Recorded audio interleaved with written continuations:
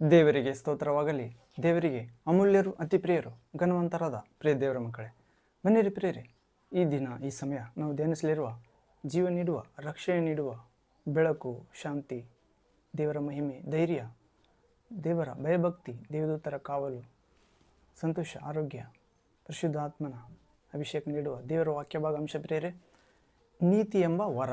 ಹೌದು ಪ್ರಿಯರೇ, ನೀತಿ ಎಂಬ ವರವನ್ನು ಕುರಿತು ನಾವು ಈ ವಾಕ್ಯವನ್ನು ಆಲಿಸುವ ಮೊದಲು ಪ್ರಾರ್ಥನೆ ಮಾಡಿಕೊಳ್ಳೋಣ ಪ್ರಿಯರೇ. ತಂದೆಯ ದೇವರ ಆತ್ಮನ ಸಹಾಯ, ಯೇಸು ಕ್ರಿಸ್ತ ಆತ್ಮನ ಸಹಾಯ, ಪರಿಶುದ್ಧ ದೇವರ ಆತ್ಮನ ಸಹಾಯ, ಜ್ಞಾನ, ಅರ್ಥ ಮಾಡಿಕೊಳ್ಳೋ ಕೃಪೆ, ಬುದ್ಧಿ ವಿಕಾಸ ಬೇಡಿಕೊಳ್ಳೋಣ ಪ್ರಿಯರೇ. ನನ್ನೊಂದಿಗೆ ಕಿವಿಸಿ ಪ್ರಾರ್ಥಿಸಿರಿ.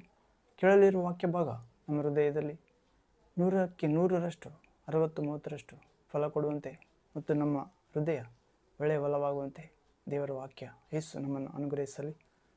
ಆಮೇನ್. ಪ್ರಾರ್ಥನೆ. ತಂದೆಯೇ, ಸರ್ವಶಕ್ತ ದೇವರೇ, ಪರಿಶುದ್ಧನೇ, ಪರಿಶುದ್ಧನೇ, ಪರಿಶುದ್ಧನೇ, ನಂಬಿಗಸ್ತನು, ನೀತಿವಂತನಾದ ದೇವರೇ. ಹೌದು ದೇವ, ನೀತಿ ಎಂಬ ವರ ಎನ್ನುವ ಅಂಶವನ್ನು ಧ್ಯಾನಿಸುವಾಗ ಯೇಸು ಕ್ರಿಸ್ತನ ಮುಖಾಂತರ ದೇವರೇ ನಿಮ್ಮ ನೀತಿಯನ್ನು ನಮಗೆ ದಯಪಾಲಿಸಿದ್ದೀರಿ. ಶಿಲುಬೆಯಲ್ಲಿ ಒಬ್ಬನು ಉಪಕಾರ ಮಾಡಿದವನಿಗೋಸ್ಕರ ಪ್ರಾಣ ಕೊಡಬಹುದು, ಆದರೂ ನಾವು ಉಪಕಾರಿಗಳಲ್ಲ, ಒಳ್ಳೆಯವರು ಅಲ್ಲ. ಆದಾಗ್ಯೂ ದೇವರೇ, ನಿಮ್ಮ ಪ್ರಿಯ ಕುಮಾರ ಯೇಸು ಕ್ರಿಸ್ತನು ನಾವು ಪಾಪಿಗಳಾಗಿದ್ದಾಗಲೇ ಪ್ರಾಣ ಕೊಟ್ಟು ರಕ್ಷಿಸಿದ್ದಾನೆ. ಇಲ್ಲಿ ದೇವರೇ ನಿಮ್ಮ ಪ್ರೀತಿ ನಿಜಗುಣ ತೋರಿ ಬಂದಿದೆ. ಇದು ದೇವರ ನೀತಿಯ ಪ್ರತ್ಯಕ್ಷತೆ. ಹೌದು ಪ್ರಭುವೇ, ತಂದೆ, ಈ ನೀತಿ ಎಂಬ ವರ ಯೇಸು ಕ್ರಿಸ್ತನ ಮುಖಾಂತರ ಯೇಸುವಿನ ವಿಶ್ವಾಸಿಟ್ಟ ಪ್ರತಿಯೊಬ್ಬರಿಗೆ ದಯಪಾಲಿಸಿದ್ದೀರಿ. ನಾವೆಲ್ಲರೂ ಆ ನೀತಿ ಎಂಬ ವರವನ್ನು ಪಡೆದು ದೇವರೇ ನಿಮ್ಮ ಸಮೀಪಕ್ಕೆ ಧೈರ್ಯದಿಂದ ಬರುವಂತೆ ಪರಿಶುದ್ಧತೆ ಎಂಬ ನೀತಿಯೊಂದಿಗೆ ದೇವರ ಮಕ್ಕಳ ಪದವಿಯೊಂದಿಗೆ ಅನುಗ್ರಹಿಸಬೇಕೆಂದು ಈ ವಾಕ್ಯ ಭಾಗಗಳಲ್ಲಿ ಧ್ಯಾನಿಸಲಿರುವ ಎಲ್ಲ ಮಕ್ಕಳನ್ನು ಜ್ಞಾಪಿಸಿಕೊಳ್ಳಿರಿ. ದೇವ, ನಿಮ್ಮ ನೀತಿ ಎಂಬ ವರವನ್ನು ದಯಪಾಲಿಸಿರಿ. ಪಾಪ ಕೊಡುವ ಸಂಬಳ ಮರಣ, ಆದರೆ ದೇವರೇ ತಂದೆಯೇ ಸೃಷ್ಟಿಕರ್ತ ನೀವು ಕೊಡುವ ಉಚಿತ ವರ ನಿಮ್ಮ ಪ್ರಿಯ ಕುಮಾರನಲ್ಲಿರುವ ನಿತ್ಯ ಜೀವ, ನೀತಿ ಎಂಬ ವರ ಅಂತ ನಿತ್ಯ ಜೀವದ ನೀತಿ ಎಂಬ ವರವನ್ನು ಈ ವಾಕ್ಯ ಭಾಗದಲ್ಲಿ ಬಂದಿರೋ ನಮ್ಮೆಲ್ಲರಿಗೆ ಅನುಗ್ರಹಿಸಬೇಕೆಂದು ಹೀಗೆ ಮಾಡಿ ಶಾಂತಿದಾಯಕ ದೇವರೇ, ನೀತಿ ಸ್ವರೂಪನೇ, ಸೈತಾನನನ್ನು ನಿಮ್ಮ ಮಕ್ಕಳಾದ ನಮ್ಮೆಲ್ಲರ ಕಾಲ ಕೆಳಗೆ ಹಾಕಿ ಅನುದಿನ ತುಳಿಸಿ ನಾಶ ಮಾಡುವಂತೆ ಅನುಗ್ರಹಿಸಬೇಕೆಂದು ನಜರೇತಿನ ಪರಾತ್ಪರ ದೇವಕುಮಾರ ಸರ್ವಶಕ್ತ ಯೇಸು ಕ್ರಿಸ್ತ ನಾಮದಲ್ಲಿ ಪ್ರಾರ್ಥಿಸ್ತೇವೆ ತಂದೆಯೇ. Amen, amen. Thank you Father, thank you Jesus Christ, thank you Holy Ghost, fire, living water, flow. Amen. ಬನ್ನಿರಿ ಪ್ರಿಯರೇ, ನೀತಿ ಎಂಬ ವರದ ಕುರಿತು. ದೇವರು ನಮ್ಮನ್ನು ನೀತಿವಂತರನ್ನಾಗಿ ಮಾಡಿದ್ದಾನೆ ಪ್ರಿಯರೇ. ಆತನ ಪ್ರಿಯ ಕುಮಾರನಲ್ಲಿ ವಿಶ್ವಾಸ ಇಡುವ ಪ್ರತಿಯೊಬ್ಬನನ್ನು ನೀತಿವಂತರನ್ನಾಗಿ ಮಾರ್ಪಡಿಸಿದ್ದಾನೆ. ಹೌದು. ಹೀಗೆ ನಾವು ರೋಮಪತ್ರಿಕೆ 5ನೇ ಅಧ್ಯಾಯ 17ನೇ ವಾಕ್ಯ ಭಾಗದಲ್ಲಿ ನೇರವಾಗಿ ಹೋಗೋದಾದರೆ ಪ್ರಿಯರೇ, ಪರಿಶುದ್ಧ ಗ್ರಂಥ ಭಾಗದಲ್ಲಿ ರೋಮಪತ್ರಿಕೆ 5ನೇ ಅಧ್ಯಾಯ 17ನೇ ವಾಕ್ಯ ಭಾಗದಲ್ಲಿ ನಾವು ನೇರವಾಗಿ ಓದುವುದಾದರೆ, ಒಬ್ಬನು ಮಾಡಿದ ಪಾಪದಿಂದ, ಅಪರಾಧದಿಂದ ಮರಣವು ಉಂಟಾಗಿ ಆ ಒಬ್ಬನ ದೆಸೆಯಿಂದಲೇ ಆಳ್ವಿಕೆ ಮಾಡುವುದಾದರೆ, ದೇವರು ಧಾರಾಳವಾಗಿ ಅನುಗ್ರಹಿಸಿರುವ ಆ ಕೃಪಾವರವನ್ನು, ನೀತಿ ಎಂಬ ಫಲವನ್ನು ಹೊಂದಿದವರು ಯೇಸು ಕ್ರಿಸ್ತ ಎಂಬ ಈ ಒಬ್ಬ ಪುರುಷನ ಮೂಲಕ ಜೀವಭರಿತರಾಗಿ ಆಳುವುದು ಮತ್ತೂ ನಿಶ್ಚಯವಲ್ಲವೇ? ಅದು ಪ್ರೇರೆ, ಇಲ್ಲಿ ಪೌಲನು ಹೇಳುತ್ತಿದ್ದಾನೆ, ಒಬ್ಬ ಮಾಡಿದ ಆದಾಮ, ಅವ್ವ ಮಾಡಿದ ಪಾಪದಿಂದ, ಅವಳು ಮಾಡಿದ ಪಾಪದಿಂದ ಆದಾಮನು ಪಾಪ ಮಾಡಿದರಿಂದ ಇಡೀ ಮಾನವ ಕುಲಕ್ಕೆ ಮರಣ ಉಂಟಾಗಿದೆ ಪ್ರೇರೆ. ಹೌದು, ಆ ಪಾಪದ ಮುಖಾಂತರ ಸೈತಾನನು ಎಲ್ಲ ಮಾನವ ಕುಲದ ಮೇಲೆ ಮರಣ ಎಂಬ ದಬ್ಬಾಳಿಕೆ ದೊರೆತನ ಮಾಡುತ್ತಿದ್ದಾನೆ. ಆದರೆ ದೇವರು ಧಾರಾಳವಾಗಿ ಅನುಗ್ರಹಿಸಿದ ಕೃಪಾವರ ಅಂದರೆ ಯೇಸು ಕ್ರಿಸ್ತನೇ ಕೃಪೆ, ಸತ್ಯ ಸಂಪೂರ್ಣವಾಗಿ ಈ ಲೋಕದಲ್ಲಿ ಶರೀರಾಕಾರದಲ್ಲಿ ಕಾಣಿಸಿಕೊಂಡ ಪ್ರೇರೆ. ದೇವರ ವಾಕ್ಯವೇ, ದೇವರ ಸ್ವರವೇ ಮಾಂಸರೂಪ ತಾಳಿತು. ಮಕ್ಕಳು ಮಾಂಸಧಾರಿಗಳಾಗಿದ್ದರಿಂದ ಆತ್ಮಗಳ ತಂದೆ ನಮ್ಮಂತೆ ಮಾಂಸಧಾರಿ ಆದನು, ನಮ್ಮಂತೆ ಮನುಷ್ಯಾಕಾರದಲ್ಲಿ ಕಾಣಿಸಿಕೊಂಡನು. ಮರಣಕ್ಕೆ ತನ್ನ ಮರಣದ ಮುಖಾಂತರ ಅಂತ್ಯ ಮಾಡಿದ ಪ್ರೇರೆ.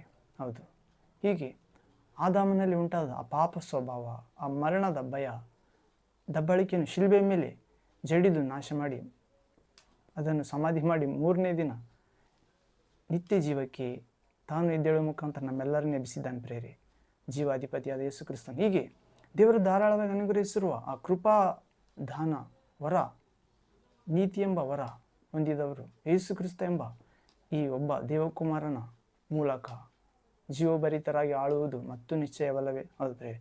ಹೀಗೆ ಸೈತಾನನು ಅವಳನ್ನು ಮೋಸಪಡಿಸಿ, ಆದಿಮಾತೆ ಅವಳು, ಮೊದಲನೇ ಸ್ತ್ರೀ ಪುರುಷ ಇಬ್ಬರನ್ನು ಮೋಸ ಮಾಡಿಸಿ ಪಾಪ ಮಾಡುವ ಮುಖಾಂತರ, ದೇವರಿಗೆ ಅವಿಧೇಯತೆ ಉಂಟು ಮಾಡುವುದರ ಮುಖಾಂತರ, ದೇವರಿಂದ ಉತ್ತಮವಾದ ತೋಟದಿಂದ, ಸದಾ ಜೀವಿಸುವ ಅಮರತ್ವ ಇರುವ ಆ ಸ್ಥಳದಿಂದ ಹೊರಗೆ ಹೇಗೆ ದಬ್ಬಲ್ಪಟ್ಟರು, ಅದೇ ರೀತಿ ಯೇಸು ಕ್ರಿಸ್ತ ಎಂಬ ಈ ದೇವಕುಮಾರನ ವಿಶ್ವಾಸುವ ಮುಖಾಂತರ, ಆತ ಹೇಳಿದ ಮಾತುಗಳನ್ನು ಕೈಗೊಂಡು ನಡೆಯುವ ಮುಖಾಂತರ ದೇವರು ಧಾರಾಳವಾಗಿ ಕೃಪೆಯನ್ನು ಅನುಗ್ರಹಿಸ್ತಾನಂತ ಪ್ರೇರೆ. ಆ ಕೃಪೆ ನೀತಿ ಎಂಬ ವರ ಎನಿಸಿಕೊಳ್ಳುತ್ತದೆ ಮತ್ತು ಪರಿಶುದ್ಧ ಆತ್ಮನೇ ಆ ನೀತಿ ವರವಾಗಿದ್ದಾನೆ ಪ್ರೇರೆ. ನೀತಿವಂತರಾಗಿ ನಮ್ಮನ್ನು ತೀರಿಸುತ್ತಾನೆ, ಪರಿಶುದ್ಧ ಆತ್ಮನ ಅನುಗ್ರಹಿಸುತ್ತಾನೆ ಪ್ರೇರೆ.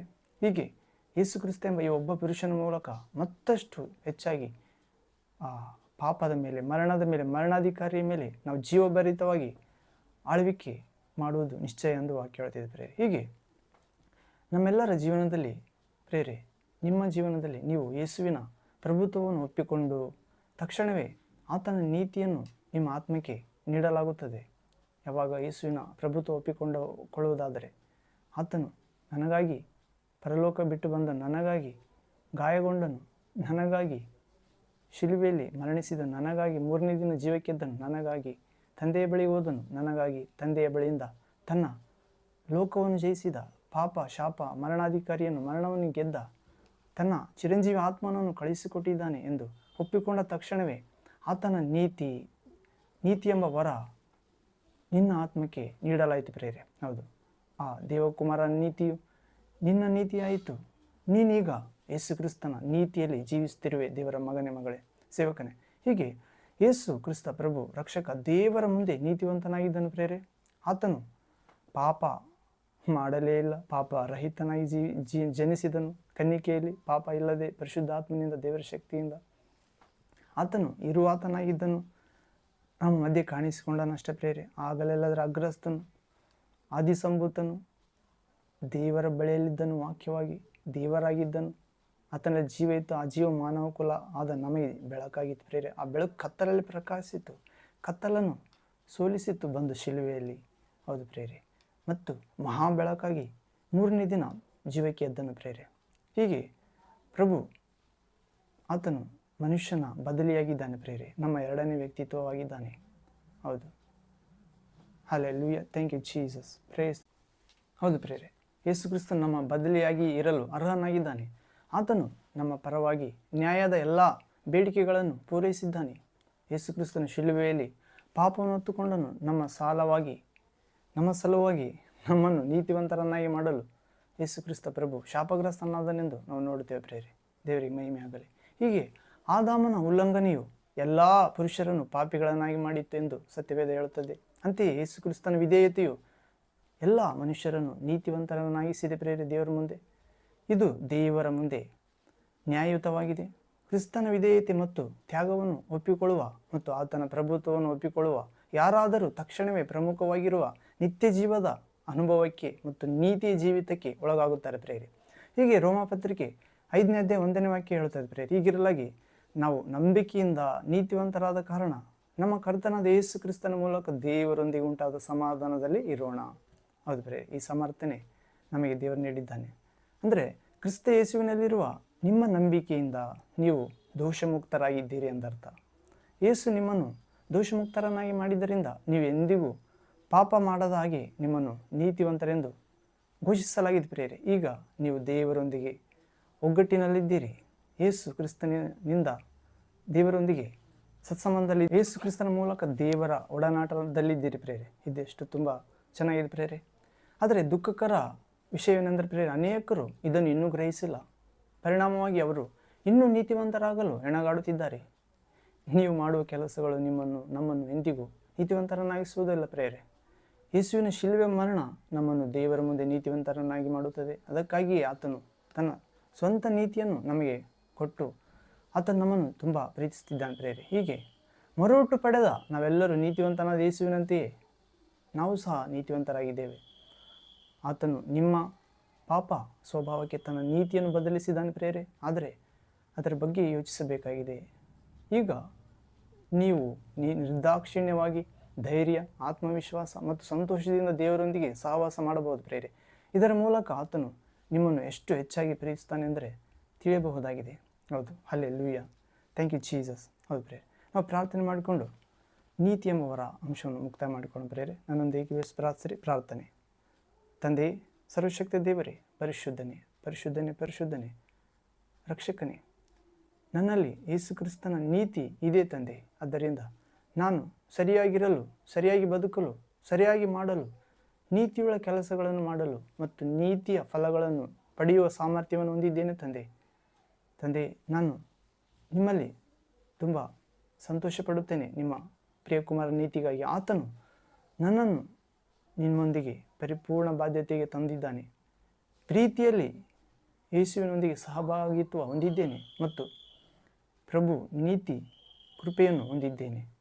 ಹೀಗೆ ಎಲ್ಲರಿಗೆ ಯೇಸುವಿನಲ್ಲಿ ವಿಶ್ವಾಸಿಟ್ಟು ಎಲ್ಲರಿಗೆ ಅನುಗ್ರಹಿಸಿದ್ದಕ್ಕಾಗಿ ಸ್ತೋತ್ರ ತಂದೆ, ಯೇಸು ಕ್ರಿಸ್ತ ನಾಮದಲ್ಲಿ. Amen, amen. Thank you Jesus, thank you Father, thank you Holy Ghost, fire, living water, flow. ಪ್ರಿಯರ್, ಮತ್ತೊಂದು ವಾಕ್ಯ ಭಾಗದಲ್ಲಿ ದೇವಚಿತ್ತಾರು ಭೇಟಿಯಾಗೋಣ. ಅಲ್ಲಿವರೆಗೆ ಪ್ರಭುವಿನ ಕೃಪೆ, ಶುಭ, ಶಾಂತಿ, ರಕ್ಷಣೆ, ಜಯ, ಆಶೀರ್ವಾದ, ನಿತ್ಯ ಜೀವ ನಿಮ್ಮೊಂದಿಗಿರಲಿ. Amen, amen. Praise the Lord. Thank you Jesus.